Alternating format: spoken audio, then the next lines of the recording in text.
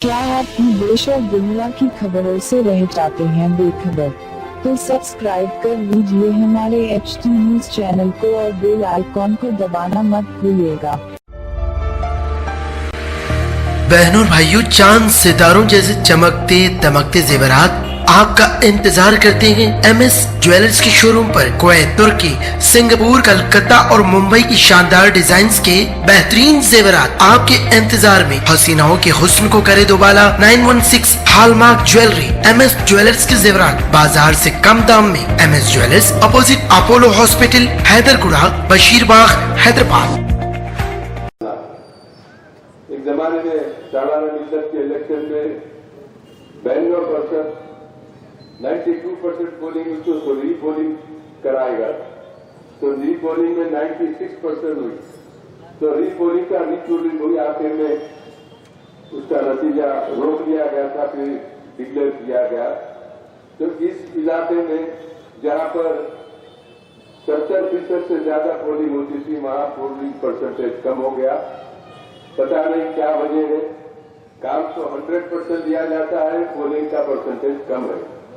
पहले के जमाने में जब परसेंटेज ज्यादा था, काम कम थे, मसाइल कम थे, लेकिन अब मसाइल ज्यादा है, काम भी ज्यादा है, परसेंटेज कम है, तो परसेंटेज बढ़ाने की जरूरत है।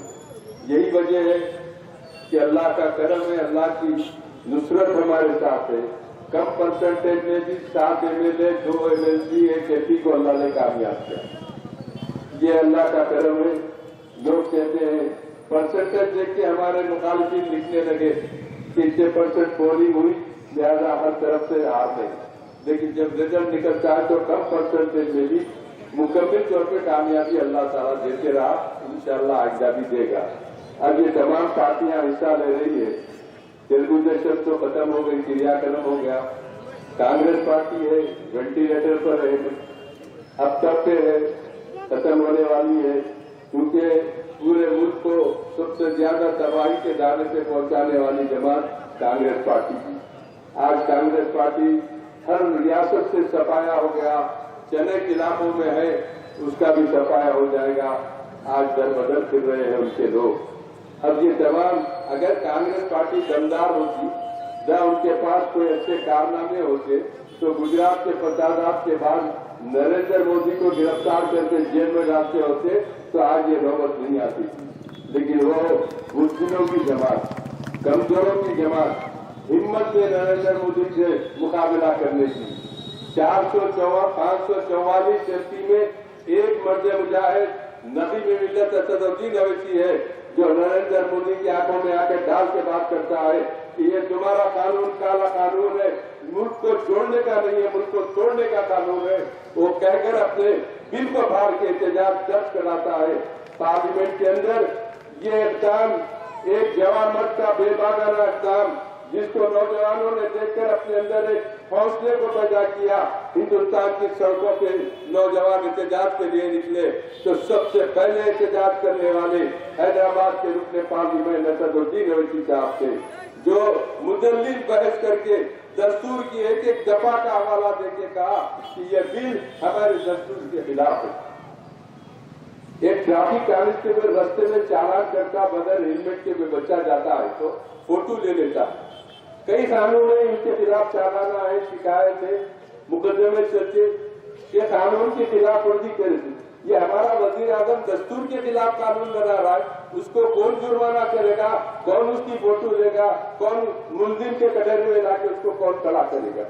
दस्तूर हमारा जिस चीज को राइज कर रहा है उसको कलअदम करने वाला है वजीर आजम। हजरत कामिल रहमा फरमाते थे, मलमल ढाके का पहनू के पहनू खादी, किस्मत में बहर लिबास बरसादी। मलमल ढाके का पहनू के पहनू खादी, किस्मत में बहर लिबास बर्बादी। कामिल आजादी दस्तूर बगैर, दस्तूर में बने मेरी आजादी, दस्तूर में बने मेरी आजादी। आज हमारे मुल्क का दस्तूर जो बाबा साहब अम्बेडकर ने बनाया था, महात्मा गांधी ने जिसको माना था, पंडित जवाहरलाल नेहरू ने जिस पर अमल किया था, आज ये वजीर आजम और दस्तूर के खिलाफ कानून साजी कर रहे हैं। तो ये कितने बड़े मुजरिम और कितने बड़े गुनाहगार है, इसका फैसला आप कर सकते हैं। लेकिन ये मौका देने वाले हैं तो वो कांग्रेस पार्टी है। जो इनको इतना ऊपर आने का मौका दिया। ये एनआरसी, एनपीआर, सीएए, ये क्या है? ये भी कांग्रेस पार्टी निकाली सो, कांग्रेस पार्टी निकाली सो। हिंदुस्तान में बारिये फसाद अगर कोई जमात है वो कांग्रेस पार्टी। कई साल पहले आसाम में इसको राज करने के लिए कांग्रेस के दौर हुकूमत में शुरू किया गया था, फिर उसको रोक दिया गया और वही काम को ये शुरू कर रहे। तो मतलब ये हुआ कि आपके मसाइल में ये सब एक इनके जहन एक है, उसमें कोई इख्तिलाफ राय नहीं होता।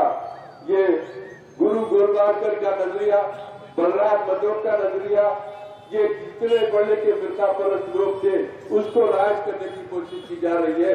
इंशाअल्लाह हिंदुस्तान की सरजमीन पर नबी मिल्लत की क़यादत में तमाम तबके बिला लिहाज मज़हब मिल्लत इस कानून का मुकाबला करेंगे, इसको राज होने नहीं देंगे। कितने ही महीने क्यों ना लग जाए, वक्त से एहतजाज का सिलसिला जारी रहेगा।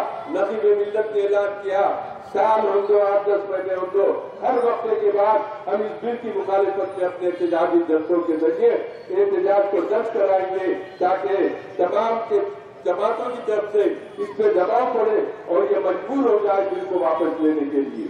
और फिर बड़ी बात तो ये अल्लाह की कुदरत पे भरोसा रखते हैं, अल्लाह का खौफ है हमको। हमारे कायदीन को स्कैंडल में कोई बदनवानियों में आज तक मुलविस नहीं हुए। 62 साल से मंडी साहब के दरमियान है, कोई एक वोटर उंगली उठा के नहीं बता सकता कि मंजिस का बुरा शख्स कोई स्कैंडल में है, कोई पैसे कमाया, धोखा दिया, कोई नहीं बता सकता। हिंदुस्तान की सरजमीन पर बेदाग क़यादत रखने वाली जो क़यादत है वो सिर्फ मजलिस इत्तेहादुल मुस्लिमीन है। वो फक्र मिल्लत से लेकर सालार मिल्लत और नबी मिल्लत, हबीब मिल्लत तक ये पूरी जमात के जिम्मेदारों को आपने देखा सिर्फ खुलूस से दिल से आवाम की खिदमत करते हैं। इसलिए वक्त का तकाजा है हम अपने उम्मीदवारों को कामयाब करें। ये धोखा देने वाले, ये कांग्रेस के दीगर जमातों के लोग आते हैं, ये कोई हाथ में कह रहा है, कोई साइकिल में कह रहा है, कोई कमल का फूल, कोई मोटर, ये कोई भी आपके हमदर्द भी नहीं है। आपकी जमात आपकी हमदर्द है, आपकी जमात आपके बुरे वक्त में काम आने वाली। इसलिए इस जमात को वोट दीजिए, भारियत से जिससे मुस्तफर कीजिए, डरने और घबराने की जरूरत नहीं है। हम बड़े बड़े सूरमा से टक्कर लिए बेसर और सामानी के आलम में, कौन है इनको रोकने वाला? अरे नरेंद्र मोदी बड़ी बड़ी सल्तनतें जुल्म करके नहीं टिकी। जिस वक्त निगाह मजलूमी बेखौफ को खतर हो जाती है, सदियों की बनाई सुल्तानी सब जेरो जबर हो जाती है। जालिम को अल्लाह मोहब्बत देता है, मौका देता है, लेकिन इंतकाम उसका परवरदिगार लेने वाला है। तुमने हमारी मस्जिद के फैसले को हमारे सामने पेश किया, हकायक के बगैर तुमने हमारी शरीयत को तब्दील किया। तुम एनआरसी, एनपीआर लाके हमको धमका रहे हैं, हम डरने और घबराने वाले नहीं है। आजादी के बाद से आज तक हिंदुस्तान में वो हालात पैदा नहीं हुए जो अब होने वाले हैं। आजादी की तारीख को दोहराया जाएगा और उसके बाद इंसाफ के लिए हर कोई सरगर्म अमल होगा।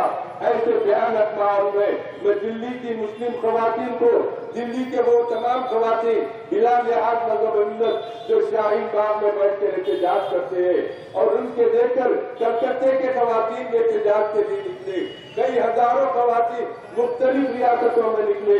आज तक ये खवातीन एहतजाज के लिए सड़कों पे नहीं आई थी। इनका आना इस बात की दलील है कि नरेंद्र मोदी को इस पर तवज्जो दिलाए और उसको अपने फैसला वापस लेने पे मजबूर करे। ये अमित शाह जो गुजरात का नामी गिरामी रोडी शीटल, जिसके मुकदमे बीजेपी के प्राइम मिनिस्टर, होम मिनिस्टर बनने के बाद क्लोज कर दिए गए, उस प्राइम मिनिस्टर के ऊपर कई मुकदमे थे, लेकिन सबको बर्दाश्त कर दिया गया। आज बड़े पासा बन के बैठे हैं, नए नए कानून लाके मुसलमानों को हिंदुओं से लड़ाना चाहते हैं, सिखों को लड़ाना चाहते हैं। नफरत की हुकूमत करने वालों, याद रखो तुम्हारा काम पूरा नहीं होगा। यह हिंदुस्तान जिसको अकबर आजम की सोने की चिड़िया कहा जाता था, आज वो सोने की चिड़िया को तुमने तबाह साराज कर दिया। इंडिया एक जमाने में सोने की चिड़िया कहा जाता था, सोने की जो चिड़िया थी वो इंडिया किधर रहेगी, गिल्ली पे जो भिखारी था वो डंडा किधर रहेगी।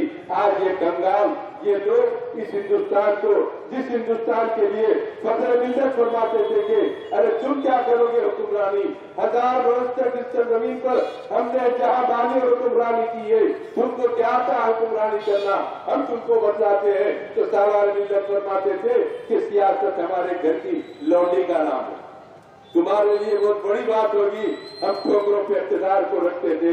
बहरहाल मैं आखिर में आपसे गुजारिश करूंगा कि 22 तारीख को पतन को ओढ़ दीजिए और अपने इत्तेहाद को मुस्तहकम कीजिए। हर सतह पर हमको इत्तेहाद पैदा करना है, हर सतह पर हर लिहाज से मुसलमानों में इत्तेहाद, अवाम में इत्तेहाद, बिला लिहाज मजहब और मिल्लत, ये हमारी कामयाबी का ज़ामिन होगा। वक्त से मत घबराइए, बातिल से डरने वाले ऐ आसमां नहीं हम, सौभार कर चुका तो इम्तिहान हमारा, शुक्रिया, खुदा।